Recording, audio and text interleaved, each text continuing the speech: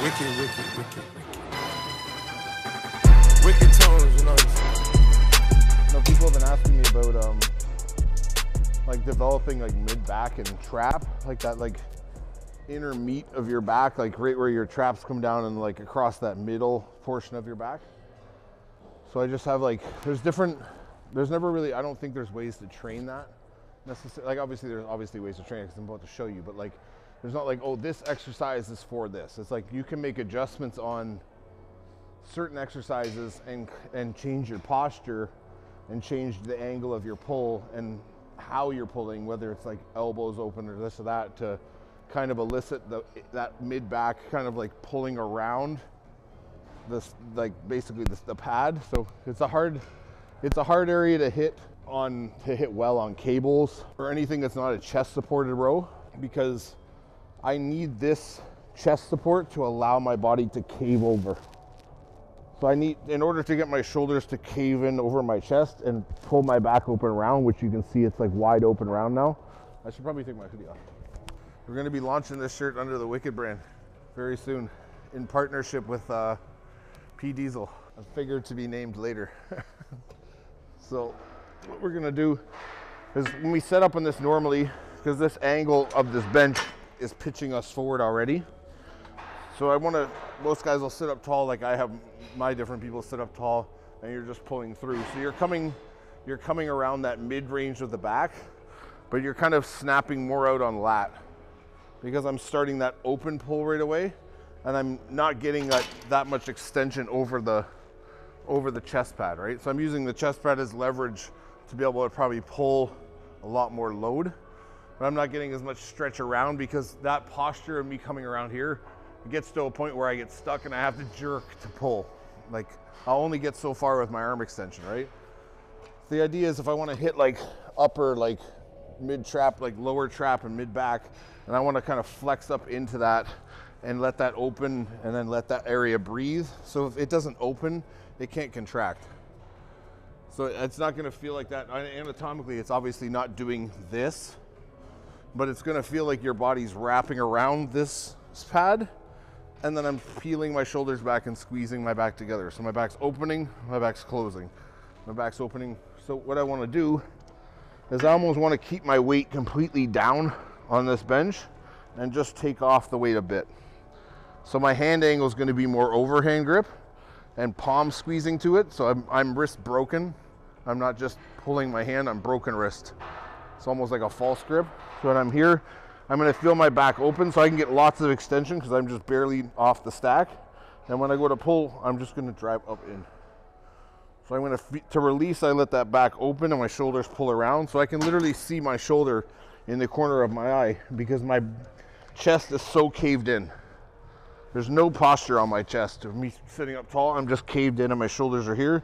So I'm going to start the pull by pulling hands and sliding shoulders back deep. So I'm going to let this pressure pull around this chest pad. I'm going to push off the chest pad and squeeze again. So I'm feeling this lengthening and this pull. So I want to feel that length in my back wide open, like I can feel the stretch in my middle of my back. And then I want to squeeze. I want to start the pull by snapping hands and literally flexing my back wide to contract all that I've just opened. Now bring it all back in, right? And that's what it's going to feel like when you do it. It's not going to feel like, oh, I worked the individual, like the tiniest part of like my insertion of my trap and a little bit of rhomboid. And this is like, no, your back's just going to feel like a piece moving, right? So that's the key. And you can also set it up on this. Not that everybody has this machine, obviously, but every machine has low rows. Like this is a low row. That machine over there, the hammer strength's a low row. I just prefer to do it off here. Like all this upper back and mid back, mid trap focus stuff is stuff that should probably be done fairly light to begin with, because you have to understand you're opening up your back to an angle where it's susceptible for pulls, right? If I'm not postured and I don't have any chest tension keeping my shoulders back a bit, so like keep my back engaged, once I roll over, I'm at a weaker position to be able to pull hard, right? So I almost want to ease out of these positions and almost treat these pulls almost like it's like a shrug pull. So I'm not really rowing, I'm kind of shrugging. So I'm starting the momentum with my hands and my elbows are loose so that my elbow can drag up and contract my back. So when I'm at the top, my chest will be postured and my shoulders will be behind my chest, and then they cover over again to open up back, right? So this is the same thing. I'm almost on the stack still here. I'm just gonna set up here and I'm gonna have that same grip. But on here, I'm gonna break down a little bit more, but I'm still gonna angle my elbows up. So when I hang here, it's just drag up. Feel that open, and then drag. So my back is maximally stretched. I'm gonna slide my shoulders back to engage my back and pull my hands through. So it doesn't need to be this rocking. If I start doing this, I'll get momentum and I won't feel, right? So you're just gonna squeeze up and then relax. Play with head position. If you feel better there and you can feel more engagement here, I feel better here, so that I can sink my shoulders down and slide up. So it's almost like I'm shrugging into that mid-lower trap so that I'm able to get all that area to open, which doesn't get to open that often, right? Because we pin so much on everything we do, even when guys do this, or any type of low row, it's just like super posture chest position, then I squeeze. And as you can see, this length is nowhere near that length. So if I'm gonna lock here on lat and I'm gonna lock into back, I'm gonna drag here. And yeah, I'm gonna get a good pull.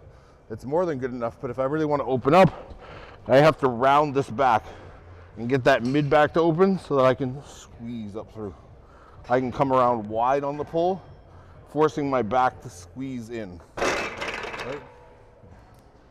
Just like changing the movement on machines you're already doing will elicit you hitting different areas of your back, your legs, whatever, right? Like for some reason, unbeknownst to me, my leg press video has like caught on fire on TikTok, and I'm just getting bombarded with like these fitness like absolute experts who look like they sit in their basement and play Dungeons and Dragons all day and don't get off their video game chair for like 12 hours at a time, but somehow have some type of fucking clue about what I'm talking about, and thinking that my low foot position on that leg press video is the only way that I do leg press and the only way that should be done with leg press. So it's like, guys, you understand the intricacies of that lift is literally like, there's about 15 variations I can think of right now of how I put my feet for different areas I want to hit of my legs, that I want to use, that I can drive more from my glutes, I can drive more from my quads, I can drive more from my teardrop, all this shit, right? Like, and these people are like, they're so fucking dumbed down with this fitness shit on influencer culture with like Instagram and TikTok, and it's like, you guys understand, it's not like, no one on there should be telling you that this is the only way you do something. This is a style of doing something. And for people to not be able to comprehend that your knee can travel over your toe, which is like the definition of a perfect squat, guys. It's literally, like, go watch Olympic squatters. Go watch Olympic guys snatch, clean and jerk. Where do their knees end up? And like, you guys, like, you've been so dumbed down by this, and like, it's like you're under some like controlling frequency where you're all sharing a brain, like, oh, this is what we do, we only do this. And then the guys telling you this stuff to do on Instagram and TikTok have literally no basis or background for what they're saying. They're like guys in their basement doing band workouts, man. Like, you guys don't know what you're talking about, and stop taking everything so literal, and stop being so quick to butt heads with people because you're like, oh man, this isn't what I do. And so who's like a fucking a TikTok influencer who's never done anything when it comes to exercise in terms of lifting or competing or doing anything, told me this is how I do it. It's like, no, man, you guys are just dumb enough to listen to someone who doesn't know what they're talking about, right? And I'm someone who kind of knows what they're talking about, telling you that don't listen to me. Just, if it works for you, cool. If it doesn't, then try something else. Do you know what I mean? Like, don't do shit just because you see it on the internet. Try it yourself. And if you see the video and you're like, oh, it seems insane to me, try it. Try it to me, try it, and then write me back and be like, oh, it didn't hurt my knees. It didn't feel this, I didn't feel that. In fact, it felt better than what I usually do. It's like, but right away they see something that's different what they know, like, ah, fuck that. This guy's crazy. So-and-so just doesn't say to do that. And so-and-so's this big around and is 17 years old and has no experience in lifting whatsoever. we're living in crazy times.